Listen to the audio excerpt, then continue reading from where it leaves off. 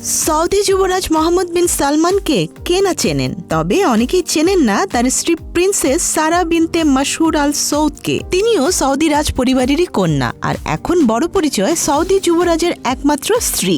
আরবে একাধিক বিয়ে করার প্রবণতা থাকলেও সৌদি যুবরাজ সে পথে হাঁটেননি। যুবরাজ মোহাম্মদ ও সারা দম্পতির 4 সন্তান রয়েছে। সৌদি যুবরাজের স্ত্রীর পরিচয় ছাপিয়ে নিজেকে অন্য উচ্চতায় নিয়ে যাচ্ছেন এই ফার্স্ট লেডি।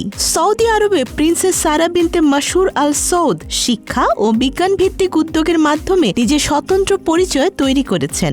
অনেকেই বলছেন রাষ্ট্রীয় ক্ষমতার কোনো পদমর্যাদায় না থেকেও ঠিক তেমনভাবেই বাংলাদেশের সম্ভাবনার একটি নতুন অধ্যায় রচনা করতে পারেন জুবাইদা রহমান। তিনি সরাসরি সরকার পরিচালনায় না থাকলেও ক্ষমতার কেন্দ্রের নিকটবর্তী অবস্থানে থেকে সামাজিক রূপান্তরের এক গুরুত্বপূর্ণ প্রতীক হয়ে উঠতে পারেন। এমন আলোচনা এখন রাজনৈতিক ও সামাজিক পরিমণ্ডলে ক্রমেই জোরালো হচ্ছে।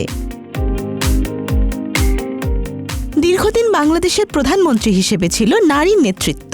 ফার্স্ট লেডি টার্মটি শেষ শোনা গিয়েছিল এরশাদ পত্নী রওশন এরশাদের বেলায়। বাংলাদেশের ফার্স্ট লেডির ভূমিকা ঐতিহাসিকভাবে কখনোই তেমন গুরুত্বপূর্ণ হয়ে ওঠেনি, তবে সময় বদলেছে। রাষ্ট্র পরিচালনায় নতুন প্রজন্ম, প্রযুক্তি নির্ভর অর্থনীতি, দক্ষ মানব সম্পদ ও সামাজিক সংস্কারের প্রশ্ন এখন জাতীয় আলোচনার কেন্দ্রে। এই বাস্তবতায় জুবাইদা রহমান চাইলে একটি নির্দিষ্ট খাতকে সামনে রেখে দীর্ঘমেয়াদী প্রভাব সৃষ্টি করতে পারেন, বিশেষ করে নারী স্বাস্থ্য, শিশু পুষ্টি, অটিজম সচেতনতা, মেডিকেল গবেষণা কিংবা তরুণদের দক্ষতা উন্নয়ন। এসব ক্ষেত্র তার পেশাগত পরিচয়ের সঙ্গেও সামঞ্জস্যপূর্ণ। সম্প্রতি রাজধানীর ভাসানটেক এলাকায় নারী ও এতিম শিশুদের সঙ্গে ইফতার কর্মসূচিতে অংশ নেওয়া করাইল বস্তি ও আশেপাশের এতিমখানায় খাদ্য সহায়তা উদ্যোগে সম্পৃক্ত হওয়া এসব কার্যক্রম তার সামাজিক উপস্থিতির ইঙ্গিত দেয়। প্রধানমন্ত্রী তারেক রহমানের কন্যা জাইমা রহমানকে সঙ্গে নিয়ে সাধারণ মানুষের মাঝে উপস্থিত হওয়া একটি বার্তা দেয়। ক্ষমতা কেবল প্রশাসনিক কাঠামো নয়, এটি সামাজিক দায়বদ্ধতাও।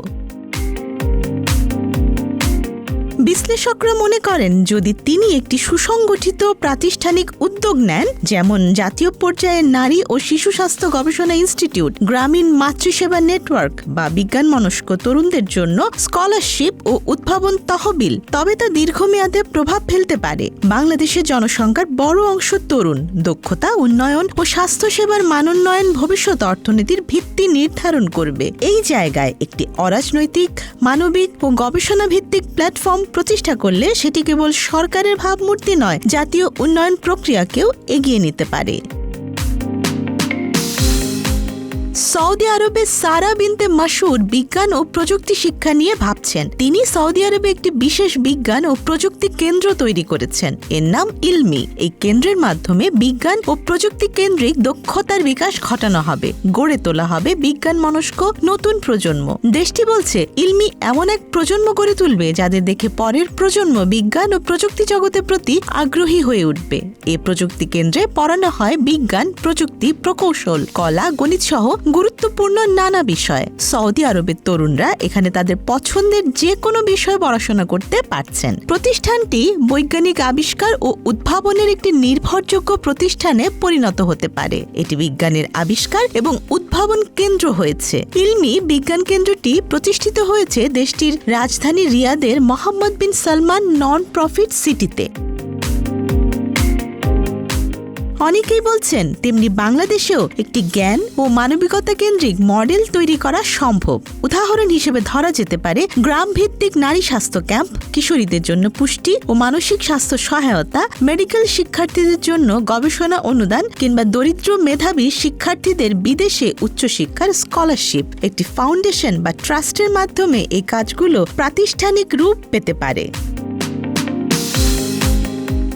রাজনীতির সরাসরি মঞ্চে না থেকেও ইতিহাসে জায়গা করে নেওয়ার সুযোগ সব সময় থাকে না, কিন্তু যারা সেই সুযোগকে সুপরিকল্পিতভাবে কাজে লাগান তারাই দীর্ঘমেয়াদে প্রভাবশালী হয়ে ওঠেন। জুবাইদা রহমান যদি মানবিক ও জ্ঞানভিত্তিক একটি বৃহৎ সামাজিক প্রকল্পের নেতৃত্ব দেন, তবে তিনি কেবল ফার্স্ট লেডি হিসেবেই নয়, বরং একটি সংস্কারক ও সমাজ নির্মাতা হিসেবেও স্মরণীয় হতে পারেন।